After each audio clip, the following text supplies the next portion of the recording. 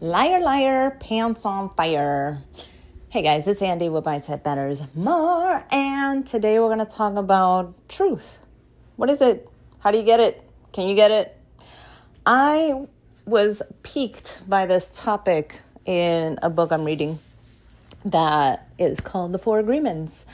And in one of the sections, it starts talking about that you have to be impeccable with your word. That is the number one agreement. Okay. What does that mean? It's telling the truth. It's holding to what you say. It's talking and being with a level of, I can't even think of the word, but whatever. It's just making sure that your words are used precisely in a way that is good. Okay, so now we've got that definition. Now, how can we be sure that our words are truthful when most of the time we're lying to ourselves, right? We're lying to ourselves that, we're living the best life that we could live. Oh, but you know what? I could be going to the gym more. Oh, I could be kinder to my husband more. I could be more present for my kids. And we swear up and down we're happy, but yet there's this underlying current of there's something missing. And the thing is that when we lie to ourselves about who we are, we're ultimately just big fat liars, right? And so we can't really be impeccable with our word. We can't really be honest. We can't really be because everything is filtered through that. Now, think about you not being able to be 100% honest because you are living this double life. How can you expect other people to give you that same honesty? Well, you can't. There are so many layers okay, here's a good example, right? Let's say that I'm sitting here talking with my best friend and we're talking about our relationship, okay? So I say to her, I'm happy with my husband, okay? Now that has to be filtered through the 10 years that I've been with him, the comparing to the other 30 years of 30 years of relationships that I've had, experiences with other men, experiences with my parents, experiences. So I have to battle all of that through this one statement of I'm happy in my relationship. I love my husband, right? Now, I say that only to be met with her relationship with her partner and how she views relationships and how her entire life has been spun through the past 40 years of her life, her relationship with men, her relationship to other women, and what that encompasses.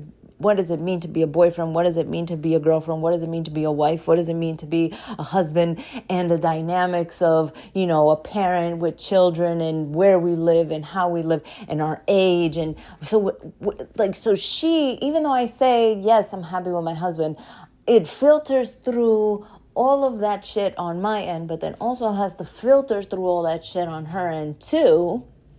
So what does she hear? Did she hear what I actually said? Did I say what I actually meant? It's really hard to communicate. So when you're trying to be impeccable with your word, it's not only being truthful, but it's like using your words to a very specific end. It's like, are you trying to convey something very specific? And are you just throwing around these words carelessly? Because let's just say that she had just broken up with her husband and all of a sudden I'm like, oh, I'm wildly happy.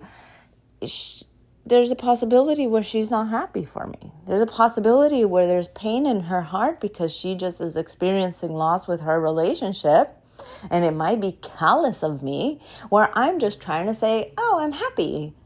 So there's many layers to being truthful. There's many layers to being open and honest about who you are that goes beyond just the word. It's the history that goes behind it too. So can you really be honest? Can you really be truthful? Can you live as a person of integrity through your words? It almost seems impossible. It almost seems like, no matter what I try to say, there's there's a bit of me hiding who I am, and not purposely, but it's like it's not necessary to divulge that part of me, but then why even say anything? And then the other point is like, I don't know what this person is bringing to the conversation, so maybe I am on some level hurting them. So what is the point of even talking? And that, I think, is where the entire problem starts to correct itself. Once you start to realize how powerful your words are, once you start to realize what actually happens when you use these words, and I've got 200 and something episodes of me yapping carelessly about my thoughts, my feelings, my actions, and all that wonderful stuff.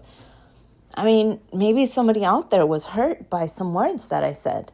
Maybe it was somebody's salvation too. I don't know.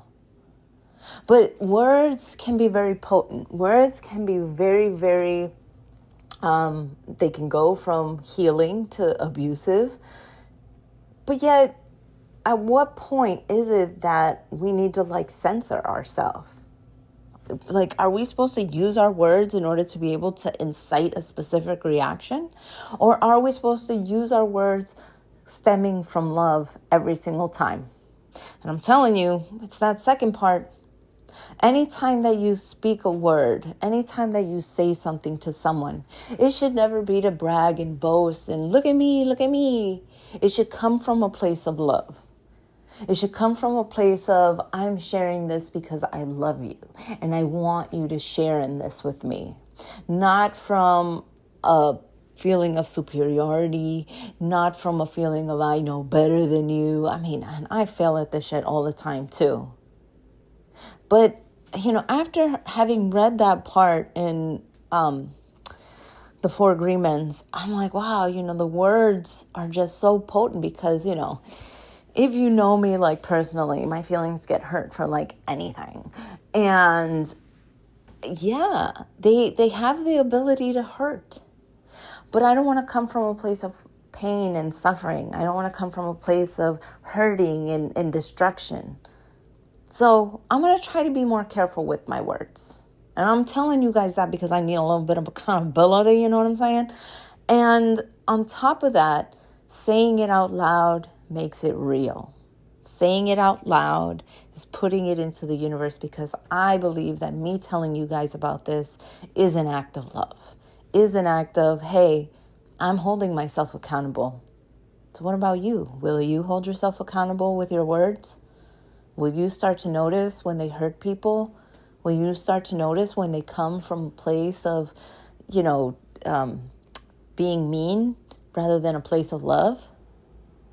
So, what do you guys think? In the description, you're going to see my YouTube link and my book link. Click, click, click, click, click, click. Because let me tell you, I got a sponsor. Oh yeah, it's me. Okay, I'm my own sponsor. So I need click, book, buy, YouTube watch. Super helpful. Okay, love you guys. Bye.